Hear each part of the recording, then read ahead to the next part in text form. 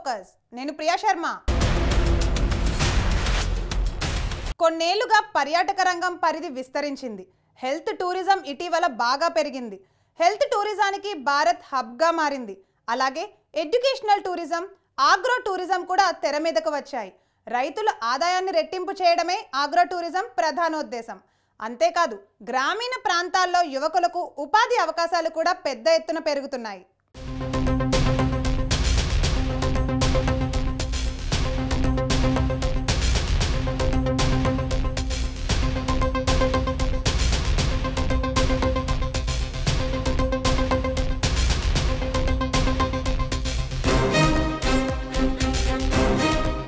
పర్యాటక రంగం పరిధి ఒకప్పుడు చాలా చిన్నది. అయితే కాలక్రమంలో టూరిజం పరిధి పెరిగింది. గుళ్ళు గోపురాలను దాటి పర్యాటక రంగం బహుముఖాలుగా విస్తరించింది. అనేకానేక టూరిజంలు తెరమీదకొచ్చాయి. Health tourism, educational tourism, agro tourism వీటిల్లో ముఖ్యమైనవే.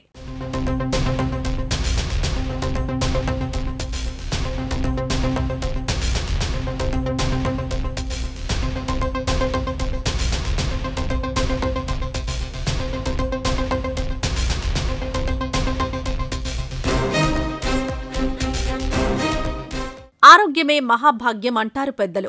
ఎన్ని సిరి సంపదలున్నా ఆరోగ్యం లేకుంటే వృధాయే అంటారు. ఆరోగ్యంపై ప్రజల ఆలోచన ధోరణి మారింది. ఒంట్లో కొద్దిపాటి నలత చేస్తే గతంలో నిర్లక్ష్యం చేసేవారు.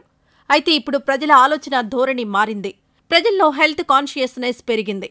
ఏమాత్రం అనారోగ్యం లక్షణాలు కనిపించినా వెంటనే చికిత్సల కోసం ఆస్పత్రులకు పరుగులు తీస్తున్నారు.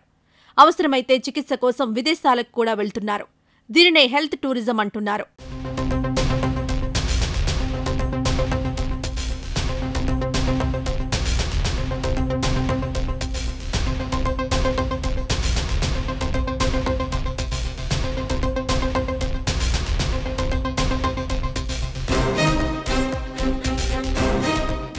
ఇటీవలి కాలంలో మన దేశం హెల్త్ టూరిజానికి హబ్గా మారింది. భారత్తో పోలిస్తే అనేక దేశాల్లో చికిత్సకు బాగా డబ్బులవుతాయి. సామాన్య ప్రజలు ఈ ఖర్చును భరించలేరు. మిగతా దేశాలతో పోలిస్తే భారత్లో మెడికల్ ట్రీట్మెంట్కు అయ్యే ఖర్చు బాగా తక్కువ. దీంతో అనేక దేశాల నుంచి దీర్ఘకాలిక వ్యాధులకు చికిత్స కోసం భారత్కు పేషెంట్లు రావడం మొదలైంది.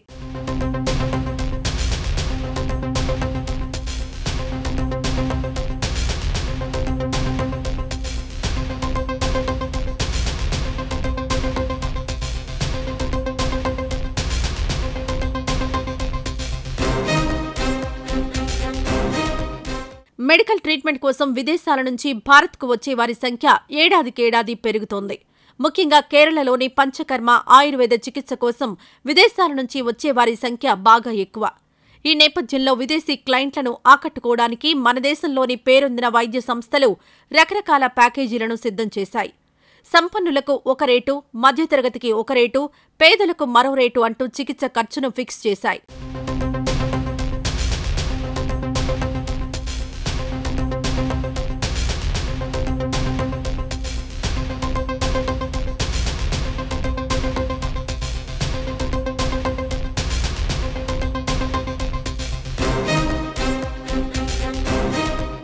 ఖర్చుల సంగతి ఎలాగున్నా చికిత్స విషయంలో రవ్వంత కూడా రాజీ పడ్డం లేదు వైద్య సంస్థలు.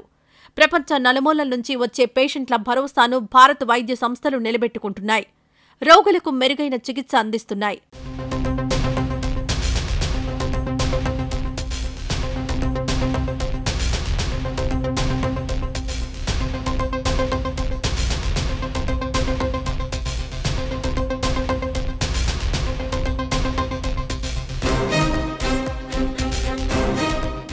ఎడ్యుకేషనల్ టూరిజం ఇదో కొత్త తరహా టూరిజం.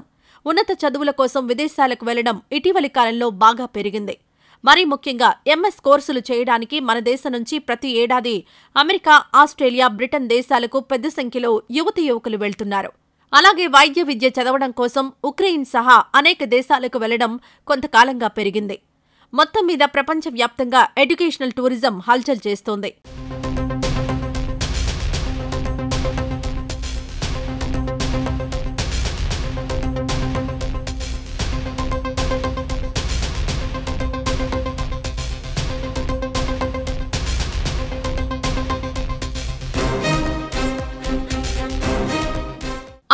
టూరిజం ఇటీవలి కాలంలో తెరమీదకొచ్చింది. ఇది మౌలికంగా వ్యవసాయ ఆధారిత టూరిజం. ఆర్థికపరమైన ఇబ్బందుల్లో ఉన్న అన్నదాతల ఆదాయాన్ని రెట్టింపు చేయడం ఆగ్రో టూరిజం ప్రధాన ఉద్దేశం. ఆగ్రో టూరిజం వల్ల ఒక్క రైతుల బతుకులు బాగుపడ్డమే కాదు, గ్రామీణ భారతదేశానికి కూడా ఎంతగానో ఉపయోగం ఉంటుంది. ఆగ్రో టూరిజం ఫలితంగా గ్రామీణ ప్రాంతాల్లో ఉపాధి అవకాశాలు భారీగా పెరుగుతాయి.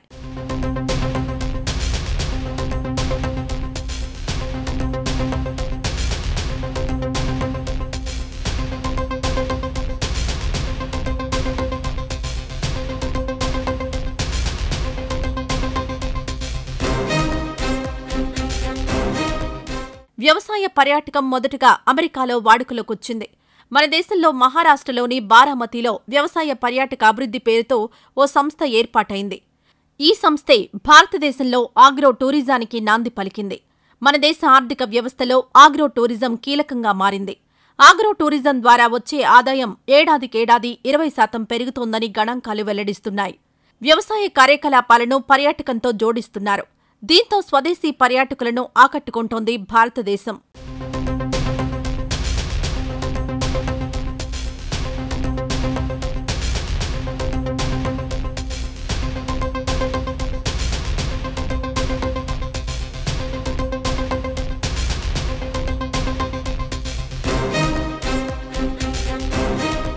ఇది ఇవాల్టి స్వతంత్ర ఫోకస్. రేపు మరో అంశంతో మళ్ళీ కలుద్దాం.